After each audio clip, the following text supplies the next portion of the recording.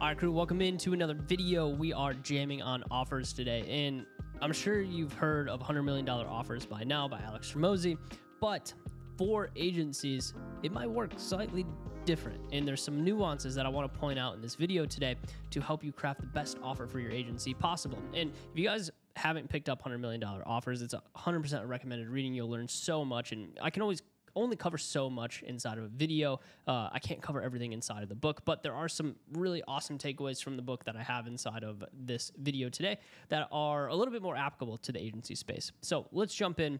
And the one thing that I want you guys to think about when creating your offer is making sure that you do not have a commodity agency service. There's a lot of different agencies out there. There's a lot of similar offers in the space, and most of them come down to being a commodity, which means that they're essentially just available everywhere. There's really no niche positioning behind it. And if you guys didn't do the niche positioning video before this, make sure you guys go back and watch that. Okay, it's going to be really important to have the strong foundation for your offer. And a majority of poorly positioned offers are purchased based off of price and not value. And when we are attracting high-level prospects and people that are going to pay us top dollar for our service, we need to make sure that the purchase is based off of the value of our service, not the price. Because if that were the case, then we could be like these offers down here that I took some screenshots off from Fiverr, where you could charge $20 to get some edits for your video content. Okay, that's not what we're shooting for. Okay, we're shooting for the highest level service possible in the highest ticket possible. So revisiting niche positioning. Okay, once again, if you guys haven't watched that one, make sure you go back and watch it because that's the foundation. Okay, and to give you an example of that niche positioning, well, we could do organic content creation and we could charge $10 a video to $100 a video, and that only gets us so far. Or maybe it's $1,000 a month for a certain amount of videos.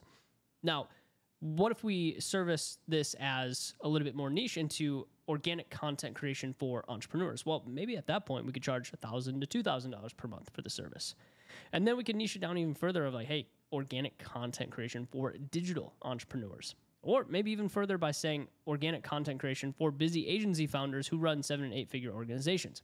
So the more dialed in that we could figure out our niche, and that's why niche is so important, the higher ticket we're going to be able to charge for people because it solves a specific problem. And a quote that I absolutely love by Dan Kennedy is that there's no strategic benefit to being the second cheapest in the marketplace, but there is for being the most expensive. And you think about this in the terms of like Apple as a product, right? It is a pretty expensive product, but they are the market leader when it comes to pretty much anything computer or phone related. They sell the most out of everybody, okay? And they're probably the most expensive. So with that being said, we don't want to be the cheapest option, okay? Price is not what brings value to our service, okay? How we deliver the service, how it's actually structured, of what the prospect gets, that's what drives value into our service, okay? Now, the whole value equation of like what Hormozi teaches inside of this book really comes down to problems and solutions. And when we zoom in here on the value equation, and this is probably like the meatiest part of the book, the dream outcome times the perceived likelihood of achievement divided by time delay and effort and sacrifice equals the value that the prospect gets from our service. And so that is what we have to think about when we start to create our offer, is going to be the top half of the equation and then the bottom half of the equation. So let's cover the top half of the equation first. And this is where people tend to spend the most time. This is where the big claims come out, and this is where the commodity agencies are created, okay? And so that's why I want you guys to focus a lot more time on the bottom half of the equation. And this is where the best offers are going to be created. And the goal is to get the bottom half of the equation as close to zero as possible. So time delay, we want to have really fast value, okay? And then we also want minimum effort and sacrifice, because that's why agency services exist, is because it's a done-for-you offer. Now, once again, the goal here is to increase the perception of the top half of the equation and decrease the perception of the bottom half of the equation. Now, moving into the top half of the equation, because we do have to build this out because it is very important, is creating the dream outcome. Okay, so creating the dream outcome, and the quote from inside Hormozi's $100 million offers is, a prospect dream outcome is the expression of the feelings and experiences the prospect has envisioned inside of their mind. So inside of your prospect's mind, there's already something that they're holding on to, of like, this is what they value. And so the increase or decrease in relative standing when compared to other others socially or professionally is what we're shooting for, especially in a content creation type offer, right? So I know you guys might have a different offer if you're listening to this, but that's one that I'm using for this specific example today, is that we're shooting for status here. And our content agency is going to help us increase our prospect status. Okay. Now, if we look back at Maslow's hierarchy of needs here, we'll notice that esteem or status, respect, recognition, strength, self-esteem, all of those things fall under the psychological needs, which is towards the top half of the pyramid. So having great content equals having high status, right? And we think to Gary Vee, Gary Vee says this all the time, attention equals currency. So this is what we're kind of shooting for if we're creating an offer for, say, organic content creation. Now, on the creating the perceived likelihood of achievement, well, this is simply how likely does our prospect believe that if they make this purchase, they're going to gain the result that they're looking for. Are they going to gain status? Are they going to gain clients? Okay, that is the whole idea of what we're shooting for here. And so the four main pillars that we have to think about when talking about perceived likelihood of achievement is, one, having a strong messaging, right? Conviction goes a long way when it comes to building out a great offer. Having social proof, and if you're just getting started, that's why I have this one crossed out here, is that chances are you don't have a lot of social proof yet, and we have to build some social proof. Okay. The third piece is going to be the offer itself. How the offer is actually structured, okay, is going to make them believe that they're going to have a higher likelihood of achievement simply just by how the offer is structured. And then lastly, guarantees. If you can have guarantees in your offer, absolutely, I think you should have them. They are a little bit overplayed and a little bit saturated in the marketplace, and I'll talk about that here in just a minute. But overall, these are the four pillars that make a great offer and make it believe that our prospect is actually going to win with the offer that we're going to be delivering. Now, that's the top half of the equation. And I kind of moved quickly through that because, yeah, those are important, but a majority of people already have these things in place.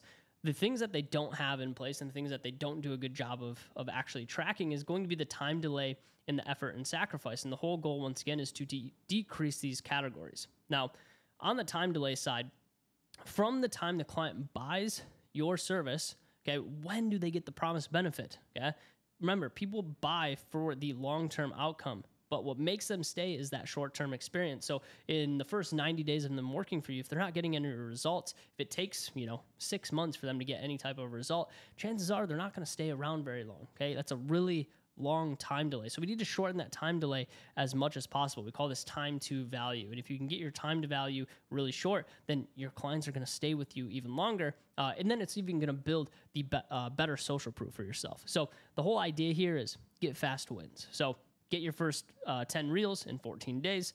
Most will pay for fast over free. And the last part of the value equation is going to be the effort and sacrifice side. And in an ideal world, the client will say yes to your offer, and the dream outcome would happen in a snap of a finger and without any extra effort from them. But that's not really realistic in the agency world and in agency services in general. But we can get relatively close because a majority of agency services are done for you, okay? And that's why we charge a premium for done for you work, and that's why I love done for you work, is because we could charge a high ticket for them because we're taking the reins and we're actually eliminating a lot of the effort and sacrifice that the prospect would have trying to do it themselves. So the whole idea here is that we have to be positioned as an expert. That's why we do so much work on the positioning side of the business, is because if we're the expert, it's just going to increase the likelihood of them achieving their desired outcome. So that kind of gives you guys the framework of how we lay out the value equation for building an offer. And that's the starting part. And that's phase one. Now, phase two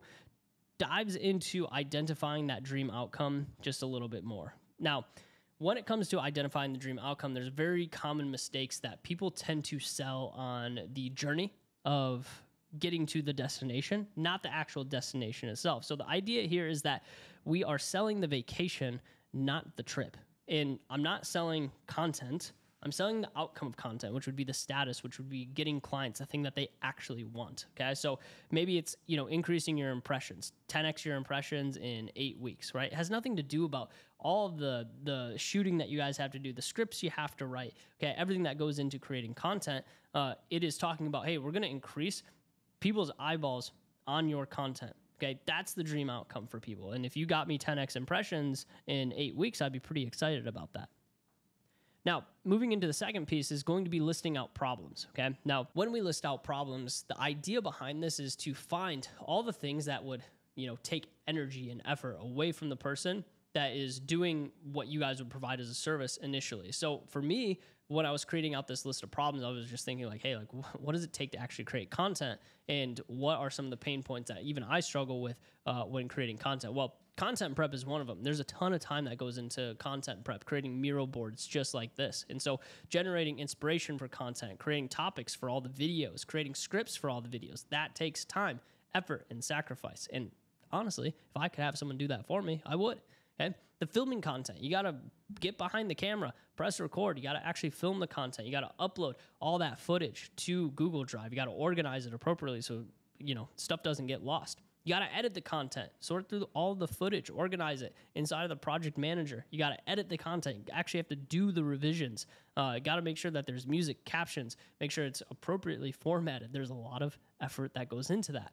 And then lastly, posting content, right? This is probably the hardest part for me, is actually getting the content posted on a regular cadence, okay? Create a posting schedule, write the copy, make sure that the stuff that you're producing is actually published. These are all pain points for a specific offer around content creation, okay? And then once we have that list of problems, then we can start talking about the solutions. So we take all the problems from our problems list and we just flip it upside down, and we start listing all the solutions that would help fix that problem. So for example here, generating inspiration for content. Well, hey, maybe this is a content inspiration Slack channel where you guys can share content ideas back and forth, okay? Some of the hottest topics happening right now in the space.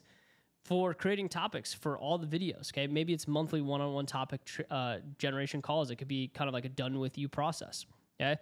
Creating scripts for all the videos. Maybe there's templates that you can make for easy plug and play scripts, and that can be kind of like a do-it-yourself type offer, okay? Filming content. Okay, press record and film the content. Okay, maybe it is a whole strategy and a whole course lesson specifically on filming content. Hey, what is the correct shutter speed, ISO? I don't know. I'm not really the camera guy, but at the end of the day, like, hey, how do you need to have your camera set up? Do you need tripods? Do you need certain filters for your lenses? Do you need a specific type of lens, a specific type of camera? What does that setup look like? Okay. And then from there, we can go into the editing content. You got to sort through the footage. You got to edit all of it. Okay. This is all done for you stuff. This is all stuff that you could champion as a content production agency. And then actually posting the content, you could do all of that stuff done for you as well. Okay. Actually create the posting schedule, actually write the copy. And so here's all the solutions to the problems that our prospects are currently having. Okay. And this is the start of a structure of a really good offer that fixes problems. Now, moving into the delivery cube now. Okay. Now, there's a couple different things to kind of look at inside of the delivery cube. The first one is going to be the actual personal attention. We got to figure out if we're going to go one-to-one with this. Are we going to do small group? Is it going to be one-to-many? Okay. For done-for-you solution, a lot of it's going to be one-on-one, or maybe some small group in there as well. You could have kind of a hybrid model, and that's probably what I would do specifically for this offer. On the consumption, there's probably a couple different things here. You might have, some calls with them, which I think is in a little bit different support section. But on the consumption side, you might have video modules that they can go through inside of a Kajabi portal. You might have written templates that you need to give them in order to create content. And then from there, on the effort level, hey, is this a do-it-yourself? Is it a done with you? Is it a done for you type program? And then maybe it's a hybrid of both, but a majority of this we're going to want to champion, because once again, that time and effort side, we're trying to minimize that as much as possible for our prospects. And so done for you and maybe a little bit of done with you mixed in there, you can have a hybrid.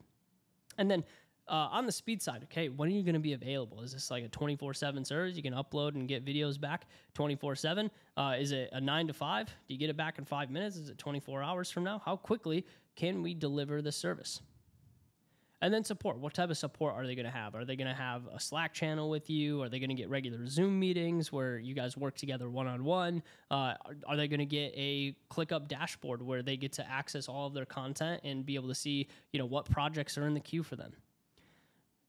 And then 10x to 1/10. So 10x, what would you provide if you could charge 10x the price? And then if you were to charge 1/10 of the price, how would you still make them successful? These are some really good exercises to think through as you guys continue to create your offer. So that's a little bit of the delivery cube and how you can start to think about how your delivery of the service is actually going to happen. So at the very end, don't forget to run it through that 10x or 1/10 framework. Is really helpful in making sure that you're delivering the most for your client and providing the highest level of value. And then from there, we simply trim and we stack. So trim down the delivery solutions, and we already kind of did that, but turn it into a high-level deliverable.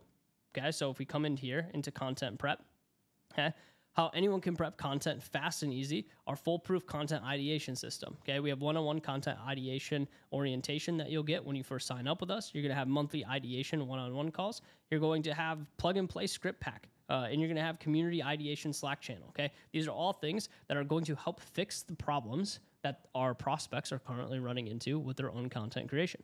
Okay, let's talk about the filming content side. How anyone can film 30 pieces of short form content in 2 hours. And we call this our 30 reels in 2 hours production guide. Okay. It's our one-on-one production ready setup call. You're going to have production best practices training. You're going to have 30 reels in 2 hours training. Okay. Combination of some trainings that once again fix our filming the content problem.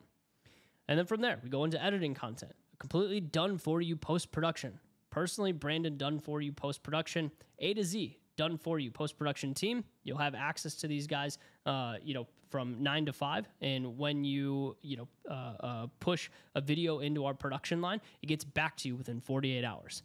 And then we have 2 one-on-one brand guideline onboarding. So we're going to actually help you do the brand guidelines of, hey, what type of fonts do we use? What type of editing style are we going to roll with? And then the last piece here is going to be actually posting the content. So completely done for you posting. We're going to custom caption, done for you daily posting, done for you catchy captions. I just made that up. And done for you daily posting schedule. Okay. So solutions to problems that our clients or our prospects are going to have. This is how we create an excellent offer. Okay. So there's a ton of value stacked in here, and you can even probably make a larger value stack if you put a little bit more time and effort into it. Now, this moves us into the third part or third phase of our offer creation, which is going to be enhancements. Okay. Now, enhancements fall into a couple different categories. Okay. First one being scarcity. So we're going to decrease the supply to increase the demand. Okay. And we'll talk about scarcity here in just a second. Urgency, increase demand by decreasing prospects' action threshold. Bonuses, we're going to increase demand and perceived exclusivity. Guarantees, increase demand by decreasing the risk of them signing up. And then lastly, naming, okay? So re-stimulates demand and expands awareness by having certain naming conventions. Now, let's dive into each of these a little bit more specifically, okay? Now, on the scarcity side, okay, this is one of my favorite ones, okay? We're going to limit the supply of seats, okay? How many clients can you actually onboard? And chances are it's probably not too many if you're just getting started, but hey, maybe you can only bring on 2 new clients every month when you first get started. So when you're getting started with this offer, maybe we just limit the supply of seats. Now, Alex Hormozi also breaks down limiting the supply of bonuses, never available again, type of scarcity. But for this, we're just going to limit the supply of seats in this example. Okay, so types of scarcity for digital agencies. One is going to be the total client cap, so only accepting X number of clients per month or per week. Our agency will only be accepting 5 clients. Will open capacity periodically. Okay, so create some scarcity there. Growth rate cap. Okay, only accepting X number of clients per week. Our agency will only be accepting 1 client per week until we meet our 5 client capacity. And then we could also do a cohort cap, where it's, hey, we're only accepting X number of clients per class or cohort. Okay, we only take on clients once per quarter. After that date, prospects have to wait until we open the doors again. Okay, so creating some scarcity there. It's very helpful. And then from there, after that, we can create some urgency. Okay, so that's going to be our second pillar. So types of urgency, we could do rolling cohorts, we could do rolling seasonal urgency. Rolling seasonal urgency is really great for if you guys are doing like local lead gen, especially for like some sort of contracting business, having some rolling seasonal urgency in there as well can be really helpful. We can have pricing urgency or exploding opportunity, which in most cases for agencies, there's not like a bunch of new exploding opportunity anymore. Unless you find like a really key niche that hasn't been explored yet. We can't really lean into exploding opportunities. So let's talk about rolling cohorts. So if you sign up today, I can get you in with our next cohort group. Okay. Rolling seasonal urgency, sign up date countdown for a specific offer for a certain season. So if you're doing like Christmas lights, for example, right? If you guys help businesses, install more Christmas lights, okay, and get more contracts that way. Great, okay, that would be a seasonal urgency. Okay, pricing urgency. Sign up today and get a promotional pricing. Okay, So there's a lot there. And then if you did exploding opportunity, the opportunity is less potent the longer someone waits, because it becomes more saturated. But if you have an unsaturated market, awesome. You can use exploding opportunity for that. All right. Then that moves us into bonuses. Now, bonuses is one of my favorite parts of building out any great offer. And remember, one single offer is less valuable than the same offer broken into components. Okay. Now, I kind of pulled this example from Hormozi's $100 million offers, where we kind of have this cube here, and we have different components of the offer, and they're all kind of glued together, and they always get those pieces. But if we separate them out, we have a more robust offer. So creating checklists, tools, swipe files, scripts, templates, anything that would take time, effort to create on its own. But once it's created, okay, we can utilize that to help bolster our offer. And so some bonuses examples here inside of this is going to be, really any of these could be bonuses. We could section these out from the offer stack that we kind of created earlier, which is going to be, the one-on-one content ideation orientation, maybe the A to Z done for you post-production team. Okay. All of these things can be split out into a different segment of the offer. So utilize some of those unique naming conventions, some of the resources or trainings that you provide into bonuses to help bolster the offer. All right.